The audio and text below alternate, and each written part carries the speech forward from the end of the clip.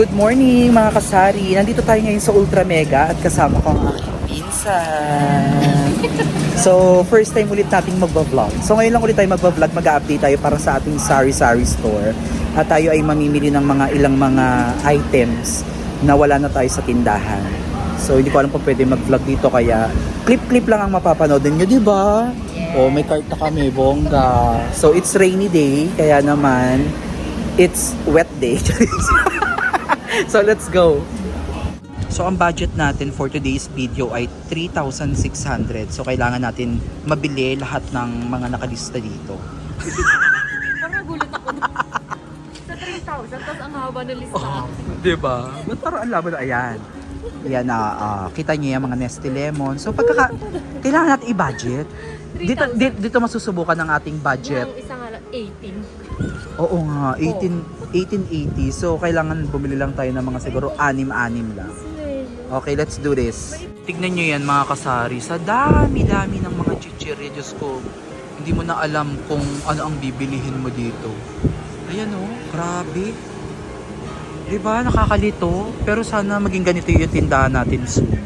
Yun diba, may cart-cart na tayo. Tapos, ganito na yung mga gondola natin. Ay, ang sarap. Tapos, Ito yung guide, mag-iikot. bongga, diba? So, ang dami mo ng items. So, ganito yung pangarap ko, mga kasari. At alam ko naman, ganun din kayo. So, update tayo, mga kasari. Ito na yung mga napamili natin. Hindi ko alam kung magkano na yan, pero 3,600 lang yan. 3,600 lang ang kailangan natin budgetin, no? So, dito masusubok, mga kasari, kung gaano tayo kagaling mag-budget. So, this time, dito naman tayo sa mga personal hygiene, ayan, kagaya ng mga sanitary napkins. So bibili din tayo niyan dahil yan din yung isa sa mga hinahanap sa ating sari-sari store. Alam nyo na, di ba? Yes. Kesa mag-grocery pa kayo, yung mga tingi-tingi, yan, bibili tayo dito. Okay, let's go! So ayan, check out time na. Yung ibang mga items wala. Kaya paid na, na tayo? Payment na tayo. Magkano na siya? 2,000 na. Meron pa, dami po. Ito na mga kasari, finally. Ito na ang ating bill. Ang budget natin ay 3,600, diba? So ang bill natin ay 3,054. Tapos nakakuha pa tayo ng free item na ito daw, dalawang Bear Brand. Pag binenta ko natin to ay 13 pesos each. So meron tayong 26 pesos. Dagdag kita din yan, diba? So dito tayo namili sa Ultra Mega. Ayan. Tapos ngayon, dahil kulang pa yung ibang napamili natin, pupunta tayo sa Dali. Doon natin bibilin yung ibang item. So, let's go! So, ayan mga kasari, dahil hindi pa tayo nagbe-breakfast, kain muna tayo dito sa karinderya ng Pares. Bet mo yun? Yes. Pares. Dito lang yan sa Laik Public Market. Tapat ng ano to? Royal Star. So, tikman natin yung kanilang pares kung pangmalakasan. So, ito na yung pares nila, mga kababayan. Tapos, kumuha tayo ng isang rice. Diba? Para may energy naman tayo. Ano yan? Sili na may bawang. Ay, sili with bawang. Sahog niya. Lechon at baka. Wow, panar. Kain tayo. Sarap. May bagay na bagay sa tag-ulan. So, cargador ang mga personnel. Andito tayo sa Dali, namili tayo ng ibang mga items. Kargador muna tayo. Magkano ba sahod mo? Hello mga kasari! Finally, nandito na po tayo sa loob ng sasakyan at inabutan nga po tayo ng ulan kanina kaya medyo natagalan tayo at syempre kumain muna kami ng pinsan ko dahil wala pa nga kaming na almusal. Time check, it's already 11:13. Umalis kami sa bahay siguro mga 9:30. Ganyan talaga mamelengke, talagang it takes time, talagang napakalaki ng oras na kakainin ninyo, lalo na kung marami kayong ipapamili. Depende sa laki ng tindahan ninyo. For example, malaki talaga yung tindahan nyo, talagang marami kang ipapabiling items.